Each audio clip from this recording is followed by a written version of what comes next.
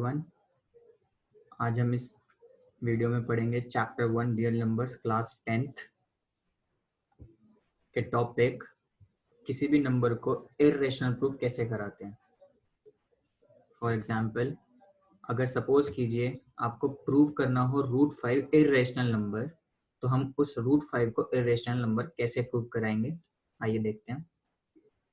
√5 को irrational proof कराने से पहले यहाँ पे आप देख सकते हैं कि हमने अज्यूम किया है कि √5 क्या है, एक रेशनल नंबर है। लेट करो कि पहले √5 एक रेशनल नंबर है। अगर √5 एक रेशनल नंबर वो होता है जिसको हम P/Q की फॉर्म में लिख सकते हैं। तो यहाँ पे हमने मान लिया कि जो √5 है उसको हमने लिख लिया A और B की फॉर्म में, जहाँ पे here A and B are coprime numbers. तो हमने ये मान लिया कि A और B क्या है, को प्राइम नंबर्स हैं। तो आपको एक बार बता दें हम कि हम को प्राइम नंबर्स एक्चुअली होते क्या हैं। तो आप देख सकते हैं को प्राइम नंबर्स वो दो नंबर्स होते हैं, नाम से पता लग रहा है को प्राइम का मतलब कॉमन प्राइम नंबर। को प्राइम नंबर वो नंबर्स होते हैं जिनका फैक्टर 1 के अलावा कुछ नहीं होता। आई रिपीट, जिनका फैक्टर 1 के अलावा कुछ नहीं होता वो को प्राइम नंबर्स होते हैं। जैसे आप यहाँ देख सकते हैं 2 और 5, 2 और 5 किसी और के टेबल में नहीं आते, ये सिर्फ 1 के टेबल में ही आते हैं। 4 और 9 ये दोनों भी किसी कॉमन टेबल में नहीं आते। मैं आपको यहाँ पे एक बार बता देता हूँ कि मैं यहाँ प्राइम नंबर्स की बात नहीं कर रहा। 2 और 5 प्राइम नंबर्स होते हैं, लेकिन यहाँ पे है कॉमन प्राइम नंबर, यानी न्यूमरेटर और डिनोमिनेटर जरूरी नहीं है कि वो प्राइम नंबर हो, वो नॉन प्राइम नंबर भी हो सकते हैं। जैसे 4 और 9 दोनों अलग अलग देखा जाए तो प्राइम नंबर नहीं है, लेकिन इन दोनों में ऐसा कोई कॉमन टेबल नहीं है जो ये दोनों नंबर किसी पर्टिकुलर टेबल में आते हों। 4 आता है 2 के टेबल में, 9 आता है 3 के टेबल में, लेकिन ये अलग अलग टेबल में आते हैं। यानी इन दोनों का कॉमन टेबल जो है वो 1 के अलावा कुछ भी नहीं है। तो ऐसे नंबर को हम कहते हैं को प्राइम नंबर।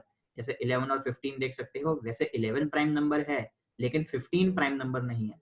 बट अगर इन दोनों की बात की जाए तो ये दोनों को प्राइम नंबर हैं, यानी इनका 1 के अलावा कोई फैक्टर नहीं है। अगर 1 के अलावा कोई फैक्टर नहीं होता तो ऐसे नंबर्स को हम को प्राइम नंबर्स कहते हैं। तो यहाँ पे हमने ये देखा कि A/B जो है वो को प्राइम नंबर है। क्यों? क्योंकि √5 को हमने रेशनल नंबर मान लिया। तो आगे देखते हैं, √5b is equals to A। इसको रीअरेंज करा तो यहाँ पे आ गया √5b उधर जाके मल्टीप्लाई हो गया इक्वल्स टू A। अब इसको स्क्वायरिंग करेंगे हम। जब हम स्क्वायरिंग करेंगे तो हम देखेंगे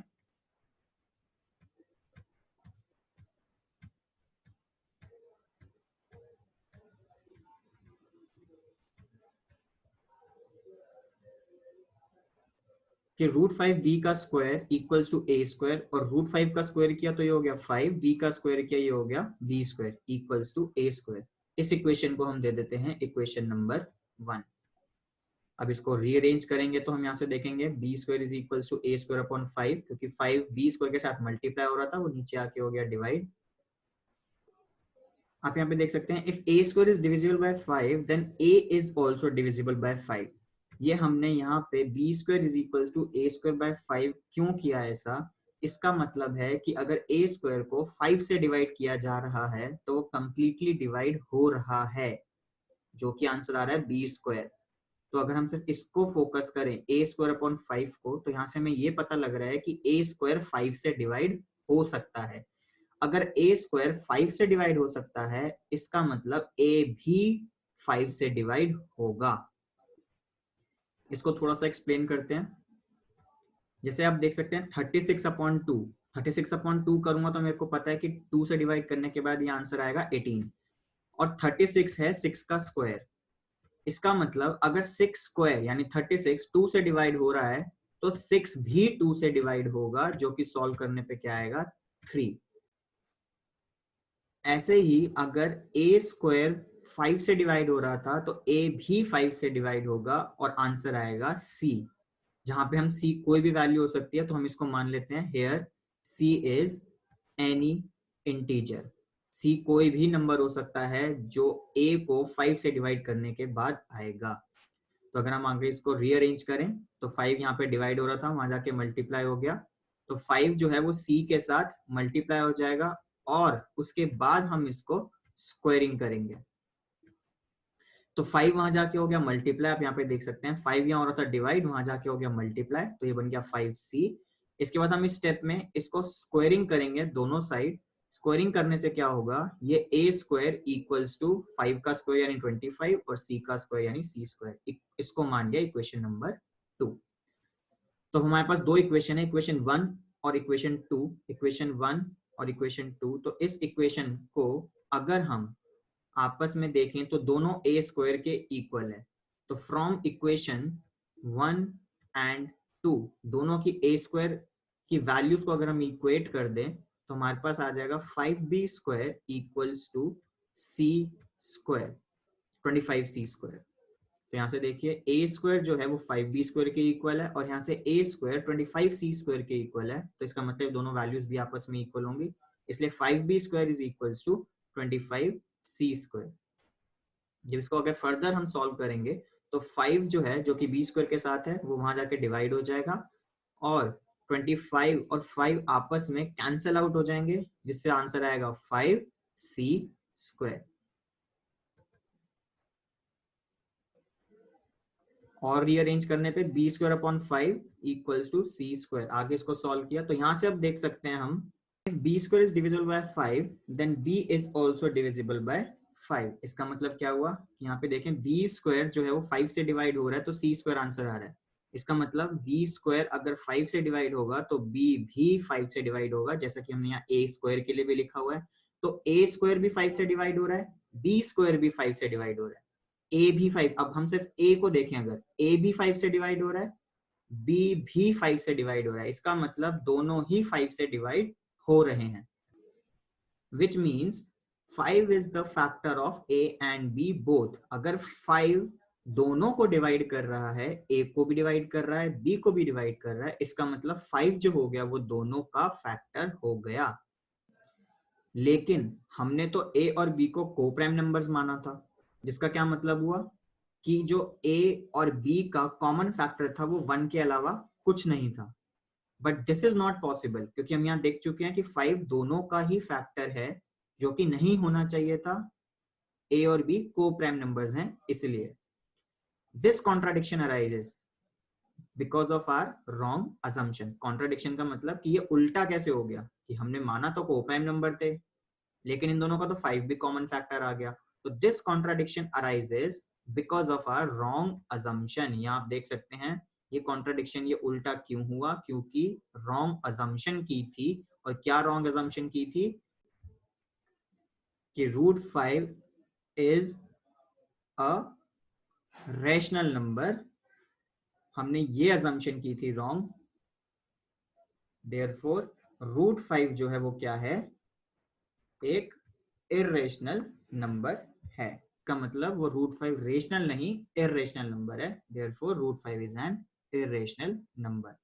आप ऐसे ही √5 की जगह आप कोई भी नंबर यूज कर सकते हैं। अगर क्वेश्चन में सपोज को √3 आ जाए तो स्टेटमेंट सारी यही रहेंगी, बस यहाँ पे वैल्यूज चेंज होती रहेंगी। For example let us assume that अगर मान लो √3 आ जाए क्वेश्चन में, तो यहाँ पे हो जाएगा √3, यहाँ पर √3, यहाँ √3, यहाँ √3, और जब √3 का स्क्वायर करेंगे तो बन जाएगा 3b स्क्वायर, यहाँ 3, यहाँ 3, यहाँ 3।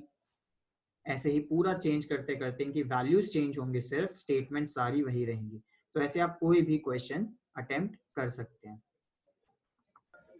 तो एक तरह का और क्वेश्चन आपका बन सकता है, show that 3 + 2√5 is an irrational number.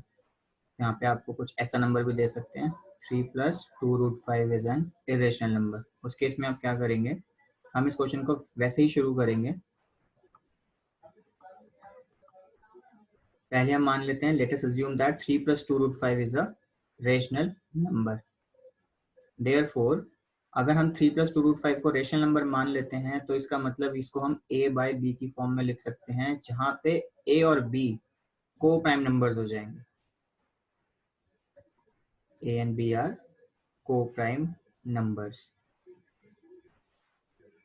Now next is, अगर इसको रीअरेंज किया जाए तो आप देख सकते हैं 2√5 equals to a by b minus 3 बन जाएगा, क्योंकि 3 यहाँ पे प्लस हो रहा था, उधर जाके माइनस बन गया। और फिर एलसीएम लेने के बाद और रीअरेंज करने के बाद आपका कुछ इस फॉर्म में आ जाएगा। अब यहाँ से आप देख सकते हैं कि a, b, 3 एंड 2 ये सारे क्या हैं, इंटीजर्स हैं। सो इसका मतलब a minus 3b upon 2b is a rational number. ये कैसे रेशनल नंबर हो गया, ये अभी हम एक्सप्लेन करते हैं। मान लीजिए 3, 7, 4, 5 कुछ नंबर्स हैं और उसको कुछ मैथमेटिकल ऑपरेशंस के हिसाब से अगर सॉल्व किया जाए, जैसे 7 माइनस 3 प्लस 5/4, तो ये सॉल्व करके आपका आएगा 9/4। इसको सॉल्व करेंगे तो देख सकते हैं 9/4 आया, जो कि एक पूरा क्या है, रेशनल नंबर। इसका मतलब हमारे पास कोई भी नंबर होते हैं, जब उसको प्लस माइनस किया जाता है वो क्या बनाता है, रेशनल नंबर बनाता है। इसी वजह से ये a minus 3b upon 2b, क्योंकि a और b भी कोई नंबर थे, को प्राइम नंबर्स हैं, तो 3 और 2 भी नंबर्स हैं, तो ये पूरा मिला के क्या बन जाएगा, एक रेशनल नंबर। लेकिन अगर ये a minus 3b upon 2b rational number है, इसका क्या मतलब है कि इक्वल टू √5, √5 भी रेशनल नंबर होना चाहिए। But we know √5 is an irrational number.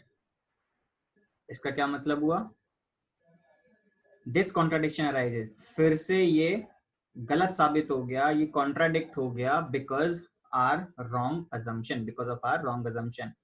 अब यहाँ पे गलत हुआ क्या, a minus 3b upon 2b हमने यहाँ देखा रेशनल नंबर है, जो कि इक्वल है √5 के। इसका मतलब एक रेशनल नंबर के ही इक्वल हो सकता है। ये रेशनल नंबर है तो ये भी रेशनल नंबर होना चाहिए, बट √5 क्या है, इर्रेशनल। तो ये कॉन्ट्राडिक्शन हो गया। और ये कॉन्ट्राडिक्शन हुआ क्यों, क्योंकि हमने स्टार्टिंग में जो अज्यूम किया था 3 + 2 √5 इज अ रेशनल नंबर, वो गलत अज्यूम किया था। अगर वो गलत हो गया तो इसका क्या मतलब है कि 3 + 2 √5 इज एन इर्रेशनल नंबर। तो इस तरह से आप और क्वेश्चंस कर सकते हैं। आपकी एक्सरसाइज एनसीईआरटी एक्सरसाइजेज में आपको इस तरह के और क्वेश्चन मिल जाएंगे। अगर कोई डाउट आता है तो आप कमेंट सेक्शन में पूछ सकते हैं। Thank you very much.